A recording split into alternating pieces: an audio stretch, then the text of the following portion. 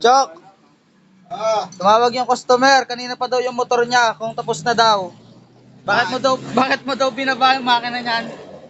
May na-preno eh. Gagawin natin. Ano ka pinapagawa? Preno daw eh. Tsaka, Mahina ang preno, bakit baklas ang block at saka head niyan? tama ko eh. Yan, garni pala tamang pagbabaklas ng ng preno.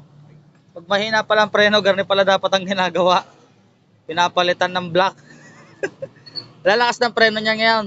Aba, titigil na. Kahit tutukan, titigil yan. Isama mo preno dito. Magkano labor pag ganyan, papalit ng preno? 1.5. 1.5.